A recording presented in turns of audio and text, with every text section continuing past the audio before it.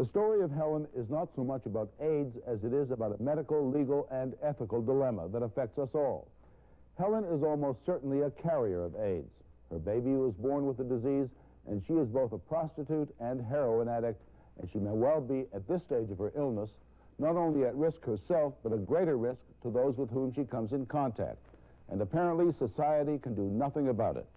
The woman in question would not be interviewed. The doctor who is treating her has agreed to talk, but for ethical reasons cannot go beyond a certain point. Here is Helen's story. Helen, that is not her real name, lives and works in New Haven. New Haven is the home of Yale University, but there is a murkier, a darker side to New Haven, and that is Helen's world. Prostitute, heroin addict. Helen was diagnosed as being in the second stage of AIDS when doctors here at Yale New Haven Hospital found that her 6-month-old baby had the disease, probably passed on in the womb. The baby's been treated for the past 9 months. Its condition is extremely grave. Meantime, Helen is still in the streets, selling her body, which is one way she could have been infected, in order to pay for her heroin habit, which is the other way she could have been infected. And the doctor treating both mother and child and conducting research into AIDS at Yale New Haven is the head of immunology, John Dwyer. I was very concerned that this patient, who was an intravenous drug user and a prostitute, that this patient could be a threat not only to herself but to others as well. But it was very difficult for her, unlike other high-risk people like, say, gay men, for instance. It was very difficult for her to grasp the facts and to change her lifestyle, even if she wanted to change it. The man who brought public attention to Helen is a Yale Divinity School graduate named Paul Keene. I'm trying to structure a situation in which it is attractive for this woman to stop sharing body fluids, whether through the needle or through private activity.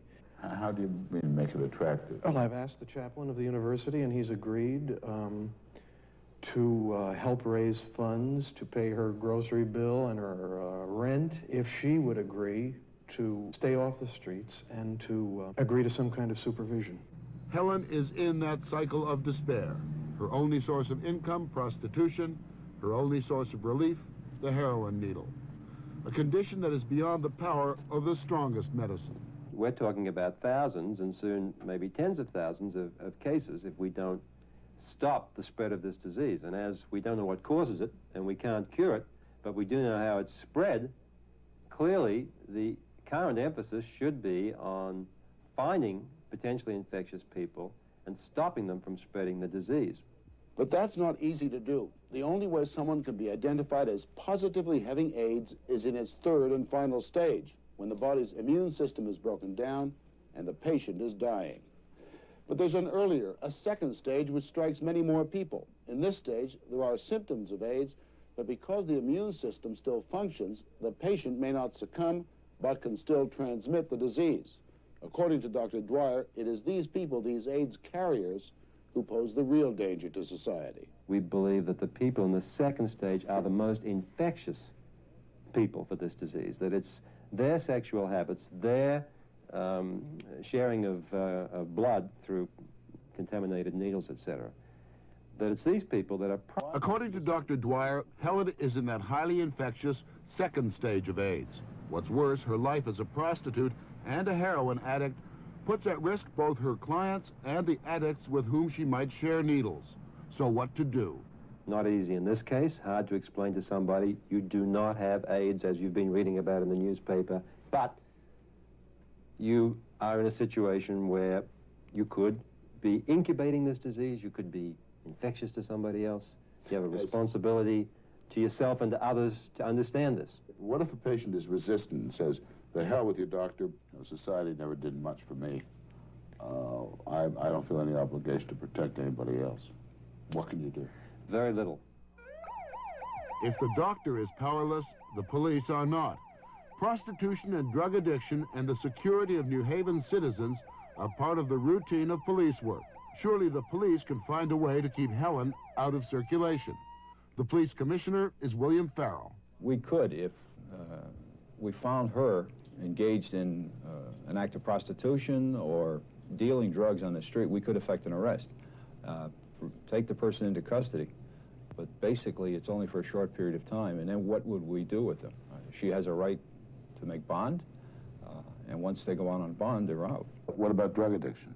As far as drug addiction, it's not a crime to be addicted to drugs. So this is as big a dilemma for you as it is for the medical establishment. Yes, it is, but probably in this case, it's a bigger dilemma for the police because we are supposed to know what to do in every case, and this is a very puzzling type of situation. As I understand it, there's a possibility this woman really isn't interested in being kept off the streets, in, if you like, protecting society from herself. It's not within my power to order this girl or any other girl out there to wear a scarlet robe or anything like that, so that we could identify, stay away from her. She has a disease. It's terribly frustrating when we're dealing with more and more sick people with a disease that we can't cure, to know that the disease is being spread and we can't stop this happening and the health department can't stop it. And the problem that we have is, as a state agency, we can only collect data on those folks that we actually know have AIDS. Dr. Douglas Lloyd is the Commissioner of Public Health for Connecticut. He says there's nothing the state can do about Helen. There's no law for him to use. Before someone can be taken off the street, before they can be put into confinement, you have to have some proof. You have to have some proof where you can go before a judge and say, this person is a threat to other people. And you've got to be able to. We don't have that sort of situation with AIDS. But you can identify the carrier, whether you can identify the bacillus or not. Everyone seems to be so sensitive about the rights of this individual, and some would say extremely insensitive to the possible health risks suffered by a good part of the rest of the population.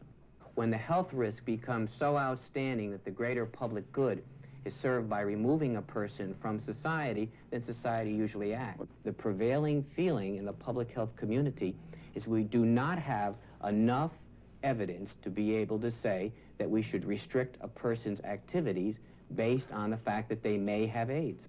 But even if such evidence existed, there'd still be another problem. The fact is that there are no facilities like, for instance, a mental health center or an alcoholic rehabilitation group or a drug rehabilitation group that are prepared at this stage to accept patients even with the second stage of AIDS if we tell them that we think these people might be infectious. There's nothing that allows you as a physician, or the state, as the state, to put this person into some kind of protective custody that both protects her and protects society. Because there's nothing currently that can be done. And the challenge is to find out a way of handling this. The challenge, the dilemma, is for state legislators. They must make a law that protects individual rights while protecting public health. Richard Tulisano, state legislator, strong civil libertarian, is trying to pick his way through the minefield of such a law. The danger in that new law is, I mean, the judge could obviously find for this lady that she should be committed to her home or an institutional quarantine. Also could find that there are other people whose lifestyles, such as homosexuals, that they don't like, commit them to a quarantine. And so we run a real risk that a law designed to protect the public can be turned against it. We know that we're dealing with a prostitute who is a drug user, whose baby was born with AIDS, and who herself has been diagnosed as having second stage AIDS. Well, the question is... It would seem on the face of it she is a clear threat. It would seem on the face of it she's a clear threat. We will have to have medical evidence to the fact that she does have a disease. There is medical evidence. We have the head of immunology at Yale New Haven Hospital. Well, they've got to be prepared to testify in a court of law, even if it's our probate court, that this person is a danger to other people within the style of living they're operating under. If that is the case, I think I can craft a law which will allow us to restrain that person's movement to some extent. The State Department of Health tells us that there is no compelling evidence that this woman represents a health hazard. If they're going to say that, we may be in a real dilemma, and the law even that I'm contemplating drafting would not even be effective in that case then, and that person would remain on the streets. I don't think Big Brother has a role in people's... This is a matter between her doctor and herself. The fact that we are even discussing it may be violating her rights. I'm treading a very fine line here. You're suggesting that the choices are either some kind of gulag concentration camp for imposed treatment for people, or the other choice, paying prostitutes not to be prostitutes and drug addicts not to be drug addicts, which would seem to be equally impossible. It's a specific, unique problem. But it may not be unique. I mean, there may be more patient X's out there. There probably are. But not patient X's who have produced a datum which indicates they are carriers of the disease. The existence of her infant and the infant's disease makes her unique. Just how unique is the situation in which Helen and the state find themselves? Well, apparently Helen's case is not as special as we thought it was when we started this story. Dr. Dwyer says he knows of 68 cases of stage 2 AIDS victims in Connecticut alone. They're homosexuals or drug addicts and at least one other prostitute. Most of them say they've ceased the activity which could spread the disease, but who knows? There is no cure for what they have. There is no law to protect society. Meantime, nationally, the number of patients in the third and final stage of AIDS is doubling every 9 months. Are we going to take everybody that we believe might be infectious and lock them up if we're going to into protective custody? And while the state and the physicians suffer this dilemma, this patient could be out there infecting others, reinfecting herself. That's the dilemma. That's the agony of this situation. That's why those of us dealing with this problem feel the frustration that I'm sharing with you. It's obviously not always possible to help a patient if they don't want to be helped. It could be that Helen will get some help. Last week, she was arrested for possession of narcotics. She's agreed to go to a state hospital to begin a drug rehabilitation program, but in 4 weeks, she's due back in court to answer the narcotics charge. After that, who knows what will happen to her. I need that package of slides for a major presentation tomorrow at 10:30 a.m. You got it. Not noon, not 3, 10:30 a.m. You got it. Listen to me. No slides, no presentation. You got it. Well, where is it? You'll get it. Next time, send it Federal Express. We schedule delivery by 10:30 a.m. So why fool around with anyone else? Just because the phone company's changing, do I have to change the AT&T phone that's in my home? I mean, why change something that works as good as this? I called AT&T's toll-free number and found out I don't have to lift a finger to keep old reliable right here on the job. I can keep on leasing or buy it. So why don't you do what I'm doing during all these big changes in the telephone business? Relax. AT&T, we set the standards. These are the men who built Mustang SVO, who made the engine turbocharged and intercooled, the shocks gas-filled Konis, the tires Goodyear NCTs, who put disc brakes on all 4 wheels because they think more about precision and discipline and 0 to 50 than they do about 9 to 5. They are Ford Special Vehicle Operations, and this is Mustang SVO. Have you driven the best-built American cars? Have you driven a Ford lately? Tonight, the century-long saga begins. Sidney Sheldon's blockbuster bestseller, Master of the Game. Double-crossed and left for dead, Jamie McGregor teams up with another outcast to take his revenge by stealing a fortune in diamonds. And in the ruthless seduction of an innocent woman. I'm the one who got her pregnant. But his old friend becomes a bitter enemy, and his quest for power could destroy his family. Surely you don't call yourself a man. Sidney Sheldon's Master of the Game, next.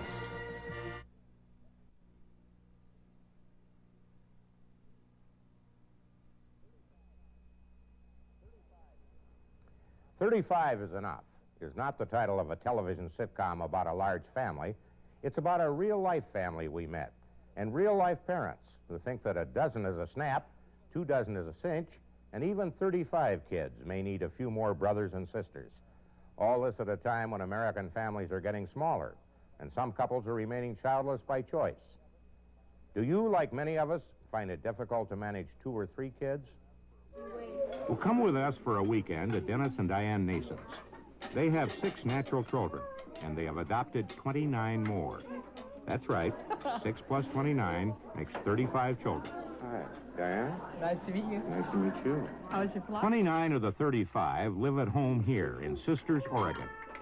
There's every kind of kid from everywhere, and most share at least one thing in common. Before, they were unwanted, often abandoned. Now they are all Nasons, and there are lots of rules, like no shouting. And for visitors, there is one big rule.